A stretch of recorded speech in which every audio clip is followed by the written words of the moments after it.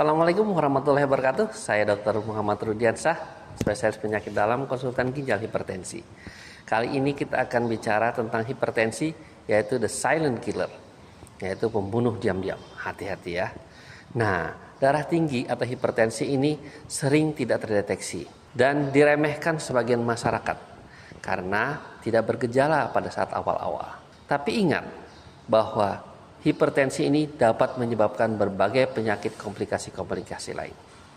Nah, salah satu yang akan saya bahas di sini adalah tentang ginjal. Penyebab penyakit ginjal kronis yang sampai terjadi cuci darah atau hemodialisis itu disebabkan paling banyak adalah hipertensi.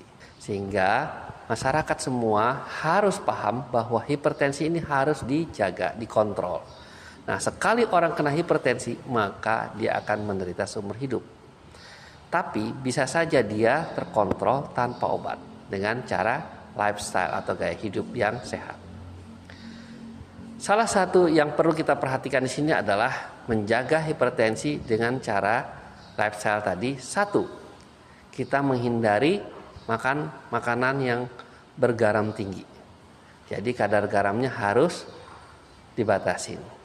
Yang kedua, hipertensi yang sering disebabkan oleh stres atau banyak juga orang menyebut karena pikiran, ya. Sehingga orang menyatakan bahwa apabila orang sering marah-marah, stres ya, maka orang itu jadi darah tinggi. Nah, itu mungkin beberapa stigma di masyarakat yang perlu kita pahami bersama. Selain itu adalah bahwa hipertensi bisa dijaga juga dengan cara olahraga yang teratur dan melaksanakan kegiatan-kegiatan yang menyenangkan bagi mereka seperti hobi-hobi. Maka ini akan menaikkan endorfin, menaikkan juga enkefalin dan menurunkan kadar kortisol. Di mana salah satu penyebab paling sering hipertensi adalah karena kadar kortisol yang tinggi, yaitu karena stres tadi. Nah, yang terakhir adalah juga obat-obatan. Apabila tidak bisa dilakukan dengan cara tanpa obat-obatan, maka kontrol darah tinggi tadi atau hipertensi tadi dengan mengkonsumsi obat-obatan. Jangan salah ya, mengkonsumsi obat-obatan yang begitu banyak karena darah tinggi itu justru menjaga ginjal kita tidak rusak. Masyarakat di luar sana sering berpikir bahwa mengkonsumsi obat-obat darah tinggi yang begitu banyak malah justru menyebabkan ginjalnya rusak. Nah, ini yang salah persepsi tadi.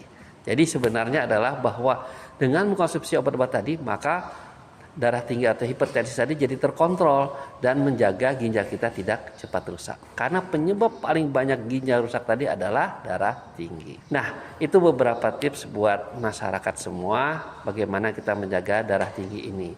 Dan kita juga tahu bahwa saat ini hipertensi atau darah tinggi ini juga diperingati sebagai Hari Hipertensi Sedunia, yaitu yang jatuh pada tanggal 17 Mei.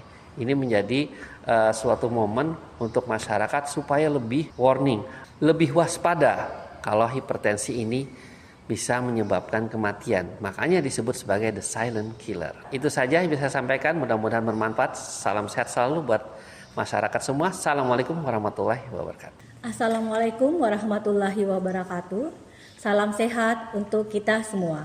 Sahabat, tahukah Anda, hipertensi atau tekanan darah tinggi sering disebut pembunuh diam-diam atau silent killer karena sering tidak bergejala. Kalau tidak terkontrol, hipertensi bisa merusak pembuluh darah di otak dan menyebabkan stroke dengan gejala senyum tidak simetris, gerak separuh anggota tubuh melemah tiba-tiba, bicara pelo, kebas separuh tubuh, rabun, penglihatan satu mata kabur secara tiba-tiba, dan juga sakit kepala hebat. Ingat, bila muncul gejala tersebut, segera ke rumah sakit. Hipertensi juga dapat menyebabkan demensia vaskular, yaitu penurunan daya ingat dan fungsi berpikir karena aliran darah ke otak terganggu. Semua ini meningkatkan morbiditas, yaitu angka kecacatan.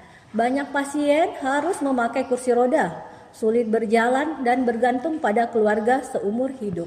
Hipertensi yang tidak terkontrol juga meningkatkan mortalitas, yaitu resiko kematian terutama akibat stroke berat dan juga penyakit jantung. Kabar baiknya, hipertensi bisa dicegah dan dikendalikan dengan cara cek tekanan darah rutin, mengurangi garam, berhenti merokok, rajin bergerak, dan minum obat sesuai dengan anjuran dokter. Fakultas Kedokteran Universitas Lambung Mangkurat mengajak Bapak Ibu semua, ayo cegah dan atasi hipertensi, the silent killer. Assalamualaikum warahmatullahi wabarakatuh. Salam sehat. Saya Dr. Sigit Pastek Kurniawan, spesialis penyakit dalam. Hari ini kita akan sharing sedikit tentang penyakit jantung. Ya, jadi kawan-kawan, penyakit jantung ini seperti yang kita ketahui saat ini merupakan penyakit dengan angka kematian yang tinggi, di mana menyerang usia yang muda maupun dengan usia yang sudah pasien dengan lanjut usia. Nah, saat ini penyakit jantung itu menduduki peringkat yang paling tinggi atau nomor 1 dengan angka kejadian di Indonesia. Tentunya ini perlu menjadi perhatian khusus bagi kita semua untuk bisa mengenal dan mengerti bagaimana tentang penyakit jantung. Nah, kawan-kawan, penyakit jantung ini merupakan penyakit akibat gangguan di pembuluh darah di jantung maupun akibat dari gangguan di jantung itu sendiri.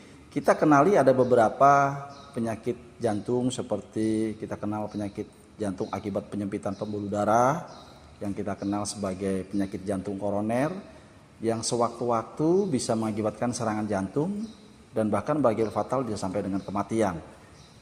Selain itu ada juga kita kenal dengan penyakit jantung akibat gangguan irama. Bisa iramanya lebih lambat kurang dari 60 kali per menit atau dia bahkan iramanya lebih daripada 60 kali per menit.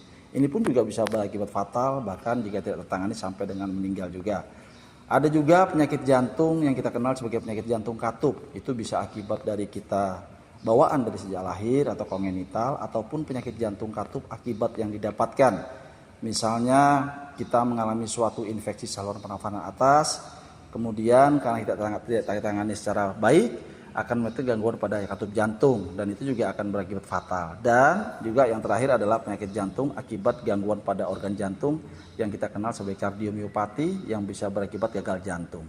Nah, kawan-kawan, sebelum kita mengenali gejala dan tanda lebih lanjut tentang penyakit jantung, tentunya kita perlu tahu sih apa faktor risiko yang perlu kita ketahui.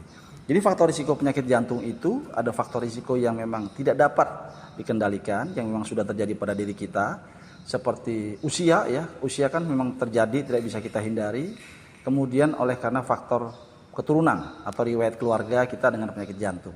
Tapi ada faktor risiko yang memang bisa kita kendalikan atau kita bisa modifikasi yang bisa kita rubah. Jadi contohnya hipertensi atau darah tinggi, kemudian diabetes mellitus atau kencing manis, obesitas atau berat badan yang berlebih dengan massa indeks tubuh kita lebih dari 30 kg per meter square, atau juga misalnya kita ada riwayat kolesterol yang tinggi atau kebiasaan merokok, bahkan istirahat yang kurang, kemudian faktor risiko stres yang tinggi, atau dengan kita jarang berolahraga. Nah, itu juga menjadi faktor risiko terjadinya penyakit jantung. Nah, tentunya dengan mengenali faktor risiko ini kita bisa nanti melihat bagaimana apakah ada gejala dan tanda yang ada pada diri kita. Contohnya gejala pada penyakit jantung yang sering terjadi adalah sesak napas, kemudian nyeri dada atau dada yang berdebar-debar, mudah pusing atau sering pingsan atau keringat dingin, bahkan yang sering terjadi adalah kaki kita bengkak. Nah, itu kalau kita harus kenali apakah ada gejala dan tanda yang terjadi pada diri kita. Tentunya dengan mengenali gejala dan tanda sedini mungkin kita bisa segera melakukan pencegahan dan penanganan agar kita tidak menjadi lebih berat lagi. Dan ada hal yang perlu kita perhatikan adalah bahwa kita harus melakukan pemeriksaan atau cek kesehatan secara berkala kepada petugas kesehatan atau kepada dokter terkait dengan kondisi kesehatan kita. Cukup kita ingat dengan cerdik saja. Pertama adalah cek kesehatan secara berkala, enyahkan asap rokok, kemudian rajin berolahraga, diet gizi yang seimbang, istirahat yang cukup dan kelola stres, maka kita bisa mencegah faktor-faktor yang bisa mengakibatkan gangguan pada penyakit jantung. Dan dengan mengenali gejala dan tanda yang kita sebutkan tadi, tentunya kawan-kawan juga bisa mengantisipasi, oh ternyata jika terjadi pada diri kita, kita harus segera melakukan pemeriksaan sedini mungkin kepada petugas kesehatan atau dokter. Jadi ingat sekali kawan-kawan, jadi bahwa untuk mencegah dan mengenali bagaimana penyakit jantung, kita harus bisa mengenali faktor risiko dan gejala dan tanda, kemudian jika ada, maka kita harus melakukan pencegahan dan penanganan sedini mungkin untuk menghindari kondisi yang lebih berat lagi. Ingat, jaga jantung sehat agar hidup lebih kuat. Wassalamualaikum warahmatullahi wabarakatuh.